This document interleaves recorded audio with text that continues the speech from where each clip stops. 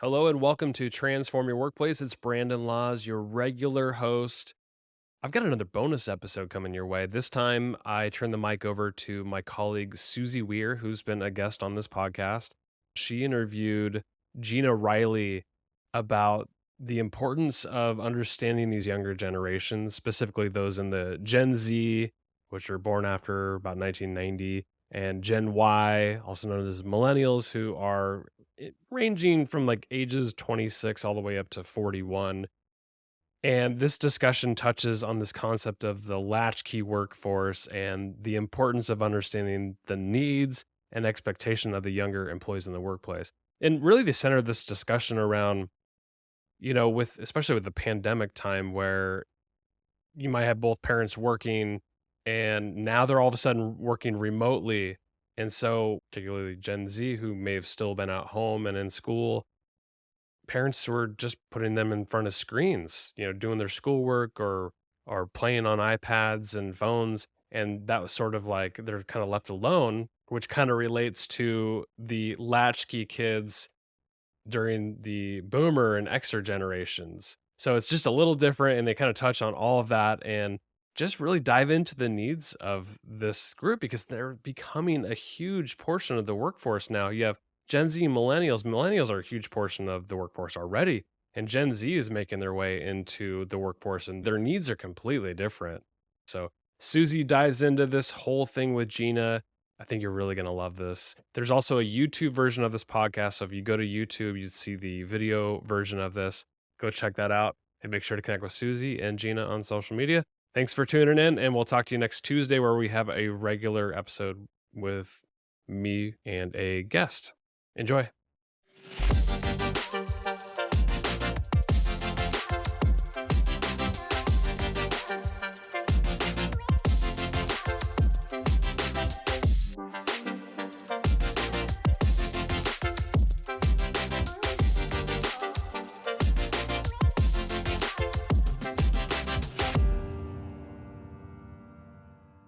I'm happy to be sitting here with Gina Riley today. Gina and I had an opportunity to meet for the first time at this year's HR Disrupt in Portland.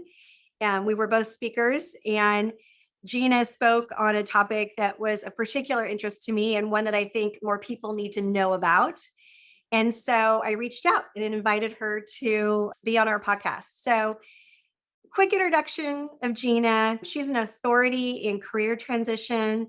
She has a background as an HR professional, career transition coach, executive search consultant, and interview skills trainer, who's applied her expertise working with leaders and executives with her trademarked career velocity system. She holds a master's degree in whole systems design and is a certified UMAP coach. And you can find out more about Gina or contact her directly at ginarileyconsulting.com. And we can include that in the show notes as well. So thank you so much for being willing to do this with me, Gina. I'm so excited. I think that we all need to be talking about this topic more. Yes, I agree. And as I shared with you, I have children who are entering the workforce or who will be over the next few years, as well as employees in our organization who are younger, who fit that Gen Z category. So when we talk about Gen Z, it's generally those born after 1996. Is that correct? It's kids that are kids and people who are ages like 10 to 25. I think that's what it is. I don't know the years. I didn't back into that. Yeah, that's fine. Yeah. And I think there's some different numbers out there, but I think it's roughly, people up to 25 years of age, which, those are folks that are coming out of college and they're coming into entry-level positions within our businesses and organizations. I know we have a few employees. And then there's also the Gen Y, which makes up the largest demographic of our workforce now, or at least close to that. And so those are folks that are about 26 all the way up to maybe 40, 41. So there are definitely similarities or some trends in terms of values and needs related to these younger workers, and also some concerns that have arisen since COVID. And so I'd like to, just hear from you, Gina. What really inspired you to speak about this younger generation in the workplace? Yeah. Well, as you know, with Disrupt HR, we only get 5 minutes to kind of get our point across. So I started off with 8 pages of notes and stripped it down to the 20-slide talking points. So there's a lot to unpack. What really has inspired me is truly just having my own children that are in this sweet spot, ages 20 and 22. They're both in college. My youngest was 17 when the pandemic hit and finished graduation from his bedroom, didn't have a formal graduation ceremony, didn't have a senior prom or party. All of those things got washed over. So what we have are adolescents who are blossoming into their, young adulthood. And for those that do go to college, they haven't had these normal social transitions. They haven't had a chance to, imagine back when, any of us were in high school and we were forming new relationships, maybe having boyfriends and girlfriends, breaking up with people, navigating challenging conversations with teachers and our peers. But now we're locked in our room without all those opportunities to grow in our communication and our leadership skills. And then we go off to college and we have our first year, if we're lucky enough to even go away, because some people chose not to. It's very expensive to go sit in a dorm room. My child was in a dorm room with one roommate and didn't get to join clubs, didn't get to go and, interact with professors and navigate even asking for help, So what has inspired me is truly starting from a place of my own vantage point as a parent and someone who talks with plenty of other parents about their experiences. And for many of us, for those of us who have more than one child, parent after parent will say, one of my children is doing okay, they're doing quite well. And then my other one, they're having a really hard time. And it doesn't matter what socioeconomic class one is coming from or any of those other factors. When you're coming from disadvantage, it just exacerbates all the additional problems that these adolescents are facing. Yes. Yeah, that's so true. I could, as you do, relate to that personally with my family. All of my kids agree that COVID was not great for their mental health and their well-being. And there's clear evidence out there that states that there was an increase in anxiety and depression, Mhm. especially with that age group, and a decline in a sense of hope and optimism about the future. Mhm. So yeah, they're struggling with their own well-being and mental health, Mhm. in addition to right trying to navigate their future and careers and all of those things. Mm. So yeah, I think that the last 2 years have been especially challenging for everybody, but Uh, also that younger group. I agree. And I quoted in my presentation, it was either at the end of 2020 or 2021 when the US Surgeon General actually issued a public health advisory warning us about the state of the mental health of our youth. And what he said was it was exacerbated by the pandemic. That Mm, means they were already doing research and studies prior to the pandemic that are warning all of us that we have a problem. So we cannot blame it solely on the pandemic. mm. Where I believe, and this is where my opinion comes in, right? As a person, as a parent, someone who's involved with my community, I think a lot of it is driven by technology. Now, is technology bad? No, technology is not bad. But for those of us who had children who blossomed during the time when we had things like iPads and iPhones, my kids were starting off with the Nintendo DS. This is like before really, they had other screens in front of them. My kids still remember popping in VHS tapes. My kids know what musical CDs are, and they even refer to them with their friends, and their friends are like, I don't know what you're talking about. So even just a few years younger from my 22-year-old at the top end of the Z mark Mhm. with someone who's 11, there's a huge disparate gap between like what my children have experienced growing up with technology as it has blossomed and those who are only 11. And all of these kids are spending a lot of their time with their face in front of a screen and not a lot of time with other human beings in Right. person, having opportunities to grow their communication skills. Yes. Yeah, I agree. As someone who is really passionate about training and coaching around social and emotional intelligence, I really believe, I mean, there's always been a need for that type of training and skill development, but I really believe there's going to be a greater need for the reasons that you just stated. I think the reliance on technology, right? There's the good and the bad, right? The over reliance on that for relationship building and connecting with people has some negative implications, Mhm. right? So when we talk about the impact on employees specifically, so these younger employees, what are some of the things that you've discovered? Well, part of my keynote was really about drawing a correlation between those of us who had opportunities to enter the work ecosystem in our early 20s after college, for those of us that went to college, with so many chances to have mentors, sponsors, people that were role models, or even people who were not good role models, maybe the opposite, where we could witness, learn, grow, and get feedback, in and insights into our own self-development, because that external window and viewpoint is so critical to our success. And so what I what I believe is that if our kids are not going to get those opportunities, our Gen Zers will have such diminished opportunities for real human connection and for people to really see them and get to know them and see how they operate. There's a whole different thing if I show up for a 1 hour meeting with my boss and maybe my boss's boss, and I get to see some interaction happening there.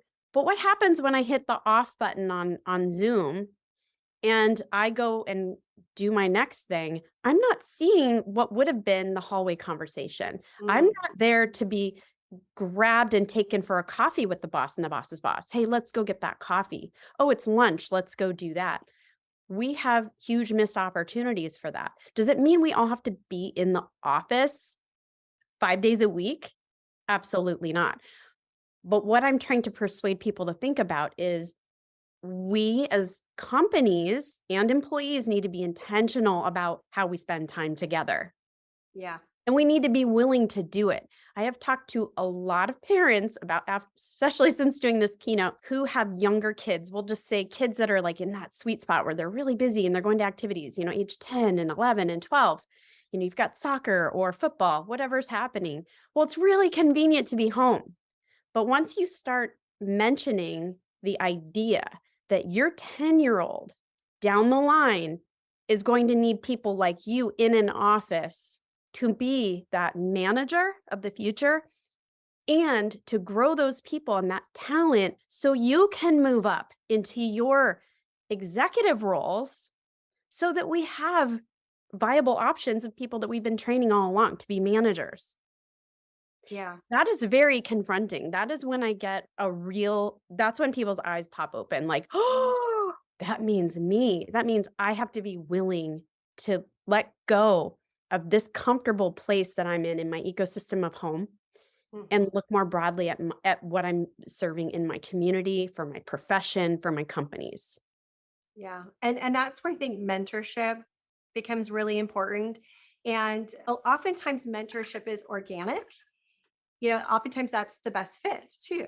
Yeah. And I've personally seen since we moved to even hybrid work, which personally I think is ideal because you get, a little bit of both. But, you know, we still have some employees who only come into the office 1 or 2 days a week based on the work that they do. And when there isn't proximity, right, folks sitting together, you're not able to bounce ideas off of each other, get quick input on, hey, I just had this client call and have this issue.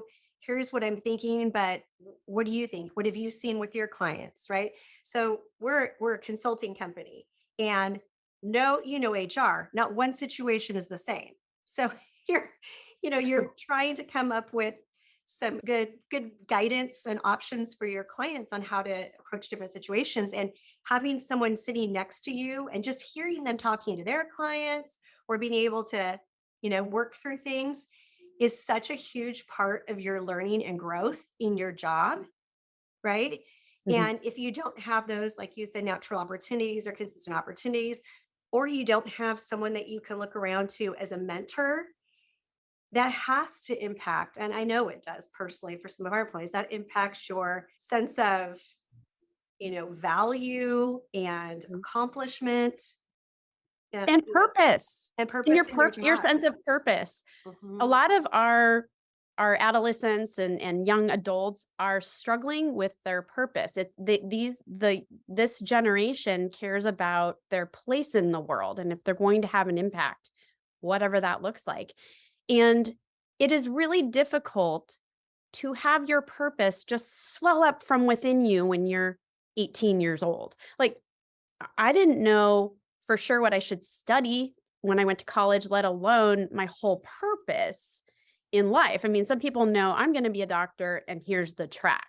But if you ask 10 people if they knew exactly what it was, I would Oh, say yeah. probably what, one or two, might say, yeah, I was right there and I followed it and I did it.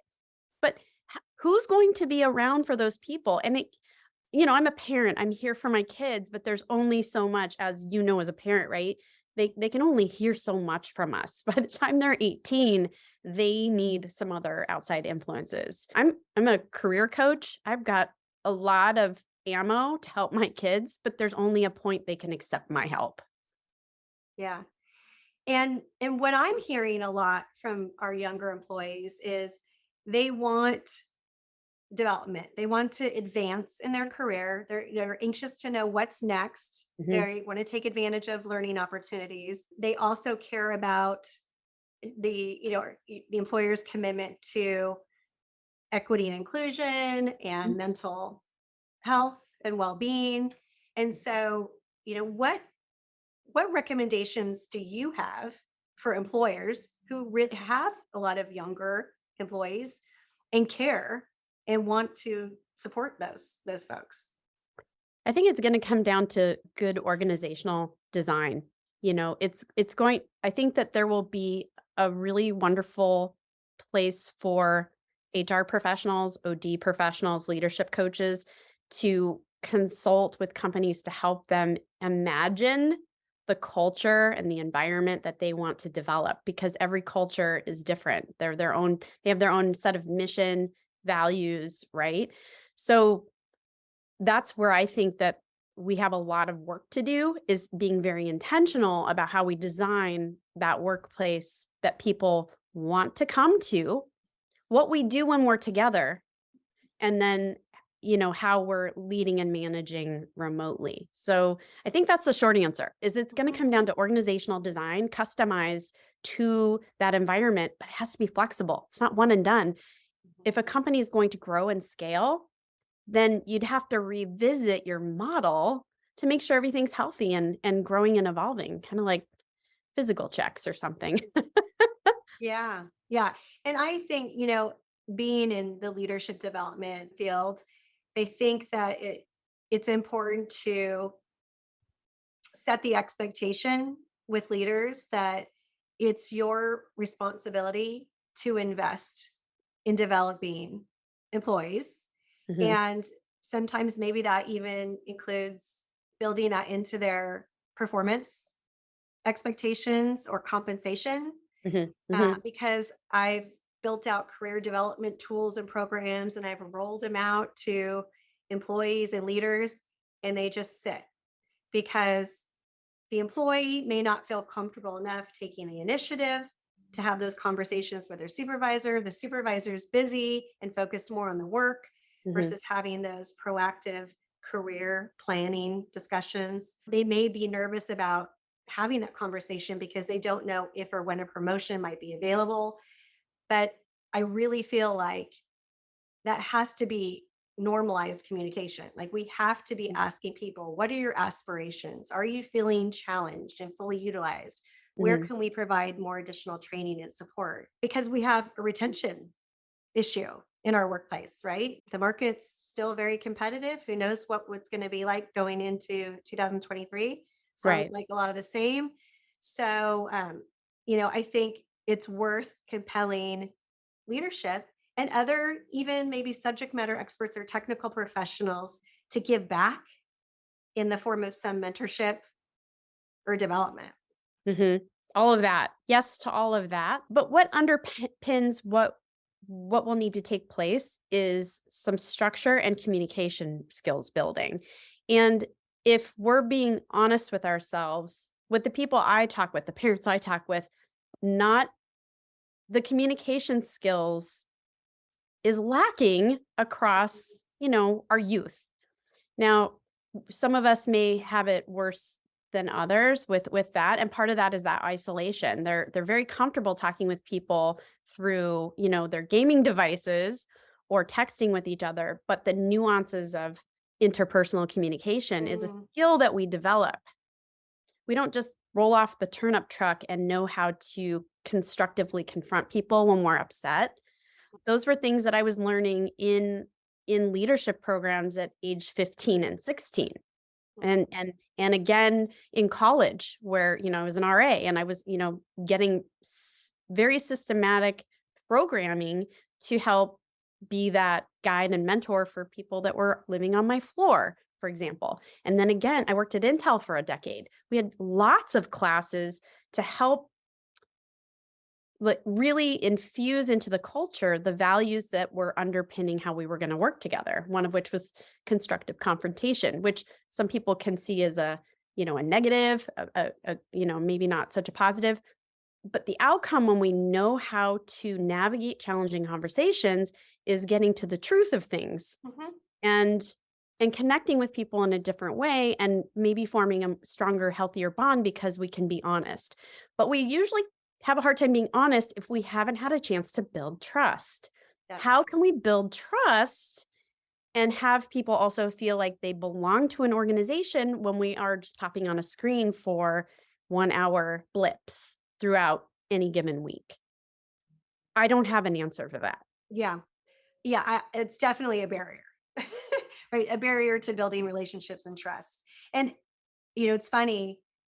I did my own little personal research. I was looking for studies around proximity, Mm. physical proximity in the workplace, and I found a published study by MIT Sloan, and I think if I remember correctly, don't quote me, but I believe it was done back. Remember when we were discussing these open workspaces, where the cubes came down, and we were doing these open workspaces, and that was supposed to contribute to more collaboration. And so there was research done on the impact of that physical proximity.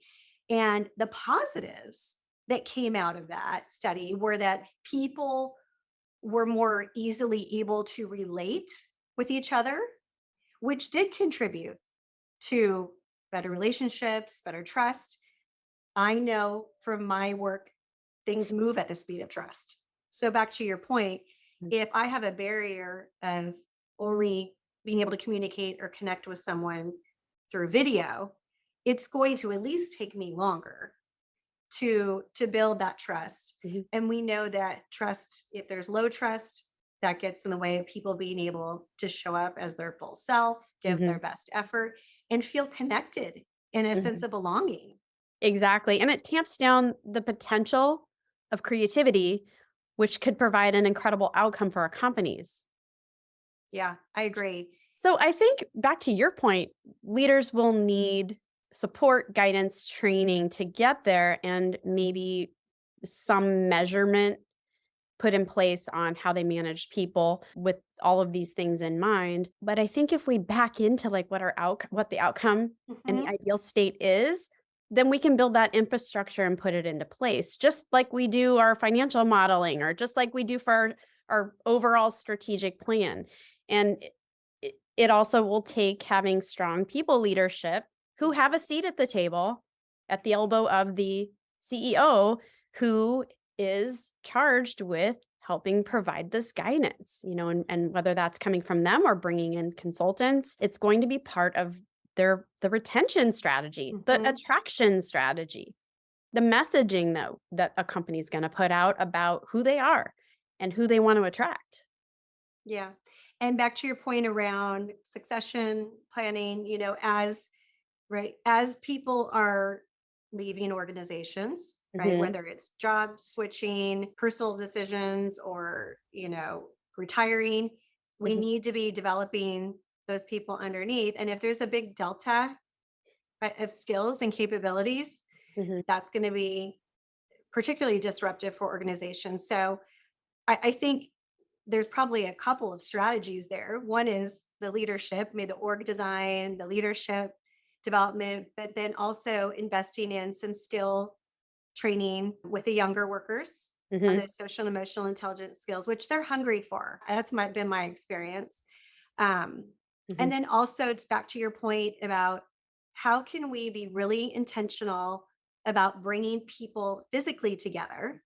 So, people value flexibility and the ability to do some work from home, Hmm. but how can we also be really thoughtful about, okay, let's bring people together and use that as an opportunity, try to develop each other, to enhance our relationships and our workplace culture. I think that's super, super important as well. Absolutely. And the leaders will need to show up and role model what they want to see out of their people as well. I feel like this is a societal thing though. It's all hands on deck. I mean, it's up to us to make or break our future.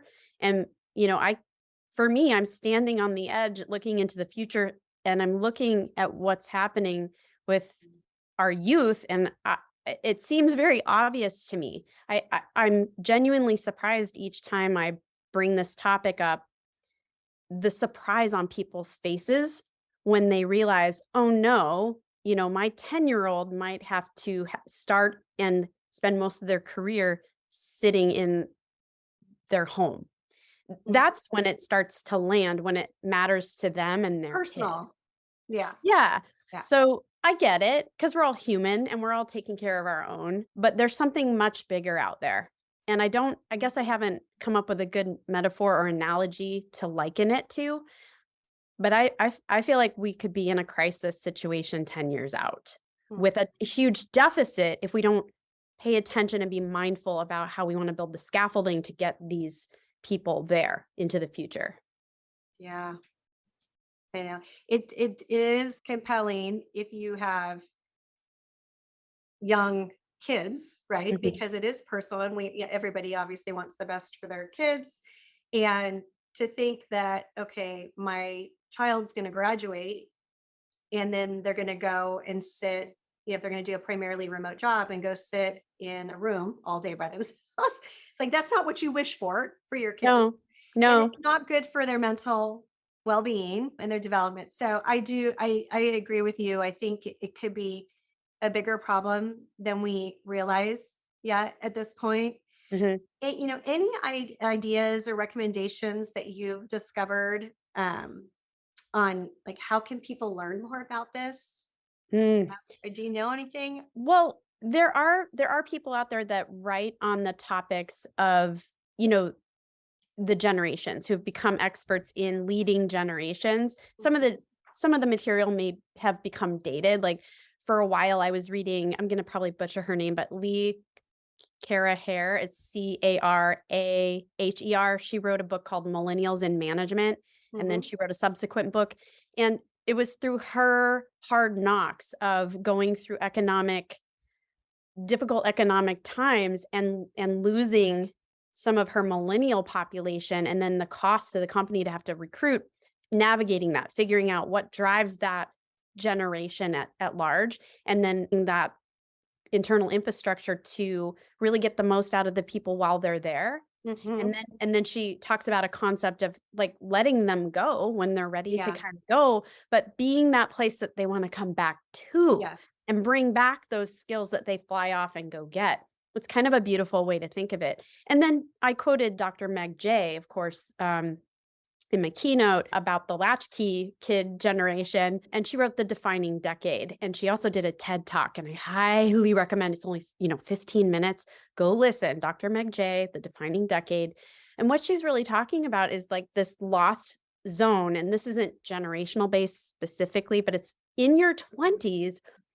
That is when you are in your final push of brain development. And once your frontal lobe closes, there are a lot of things that are locked into place with how we do what we do, our processes, the way we get things done, the way that we think, all of these things. I bought that book for my kids. It's really about not wasting that time and expecting that, that something divine is going to hit you on the head and that you're going to know what your purpose is. It's about do something in the meantime.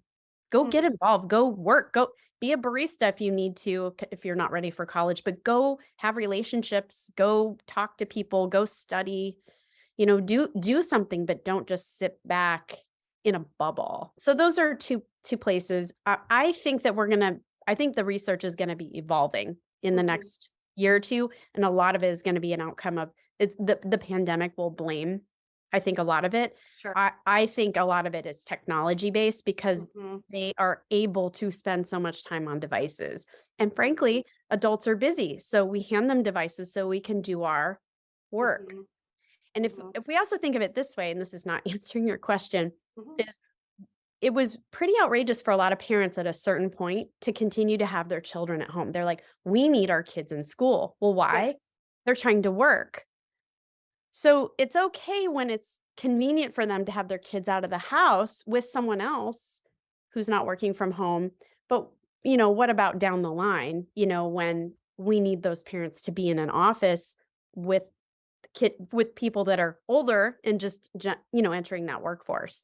So it's all a cascading effect. And I think a lot of it is just opening up our eyes and getting outside of our own skin and the things that only matter to us in the moment and looking at a longer range challenge.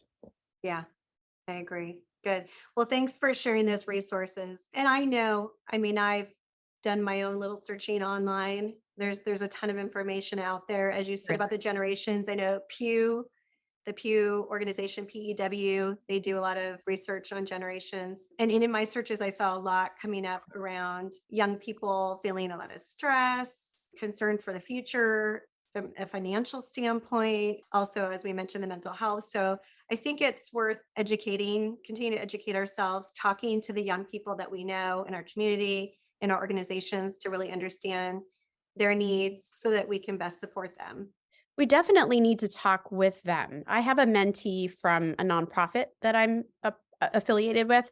And after she listened to my presentation, she's like, wow, you make some really interesting points. And what I could tell you is, I don't mind being in the office some of the time, but you have to realize not all of us have a car. We cannot afford a car to get to the office, and think of all the challenges it takes to get from train to bus or what have you to get into an office. So,